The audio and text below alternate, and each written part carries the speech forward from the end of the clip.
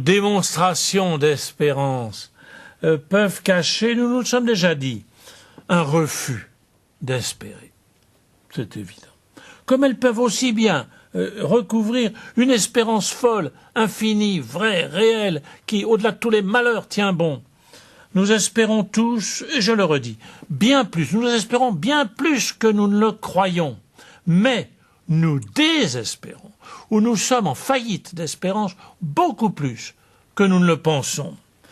Ici, il faut suivre ceux qui, depuis la passion du Christ, ont été les témoins, les modèles, j'allais dire, les patrons des découragés, les patrons des perdus, des sans espoir, des déçus d'espérance, et je veux dire, tout simplement, les disciples d'Emmaüs. Donc, le titre que je donne à notre parabole aujourd'hui est très simple, c'est « Les saints patrons du découragement ». Oh, pas idée, d'aller chercher des patrons pour les décourager, comme si la vie ne suffisait pas. Eh bien si, je maintiens les saints patrons du découragement, et je m'en explique. Que se disent-ils après la grande déception en quittant Jérusalem? Oh, la même chose que tous ceux qui ont vécu un moment exceptionnel. Pensez à ceux qui reviennent de Lourdes, à celui qui vient de faire une retraite, qui a connu un moment avec ou en dehors, ou avec les charismatiques, à celui qui vient de faire une retraite, à celui qui a vécu un moment exceptionnel, une déclaration d'amour qui l'a bouleversé, et qui a pu prendre un moment de réflexion ou de prière, ou tout simplement nos lendemains de fête.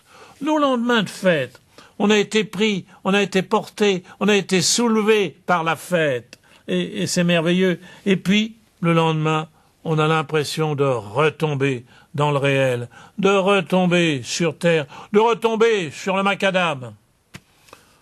Or, les disciples d'Emmaüs ont été quelque temps soulevés par la prédication du Christ. Ils ont été soulevés hors du quotidien par les guérisons, comme témoins des miracles. Ils ont été soulevés par cette prédication lorsqu'il leur parlait, même lorsqu'il leur annonçait la passion. Ils y croyaient. Et puis, lorsque c'est arrivé, là, ce ne fut que le temps de la déception. Vous pouvez nous faire oublier la grisaille quotidienne, la dureté du réel, avec vos belles paroles, vos liturgies, vos alléluia, mais la fête, un jour ou l'autre, elle s'arrête. Ce sont les disciples, c'est cela. Les disciples d'Emmaüs ont vécu. Et c'est pourquoi ils peuvent être l'image, le prototype, l'exemple de ce que nous vivons nous-mêmes. Alors imaginons-les. Ce que nous pouvons connaître comme accablement et lassitude, rien de cela ne pourra dépasser leur état lorsqu'ils marchaient sur la route d'Emmaüs. Écoutez ce qu'ils disent au Christ. Ils s'arrêtèrent, les termes sont très précis, ils s'arrêtèrent le visage morne. Ils n'ont pas encore reconnu Jésus qui marche avec eux. Tu es bien, et ils lui disent, tu es bien le seul à ignorer ce qui s'est passé ces jours-ci à Jérusalem. Nous avions espéré. Le mot est très précis dans l'Évangile, il est très typé. Nous avions espéré. Nous avions espéré. Et voilà 2 jours que ces choses se sont passées, c'est-à-dire la mort de Jésus. Et leur sous-entendu, eh bien, si nous avions espéré, donc, nous n'espérons plus. Nous avions fait un beau rêve, et puis maintenant, fini l'espérance, nous voici revenus au réel. Voilà ce qui habite les disciples d'Emmaüs pendant que Jésus leur parle. Et vous connaissez la suite du récit. Le Christ commence alors à leur parler à partir de Moïse. Il débute par Moïse et les prophètes, parcourant tous les prophètes. Et ils ne reconnaissent toujours pas Jésus. C'est le moment décisif de cet épisode qui a valeur de loi, qui a valeur de parabole pour toute notre vie. Tout au long du chemin, il se produit quelque chose de fascinant.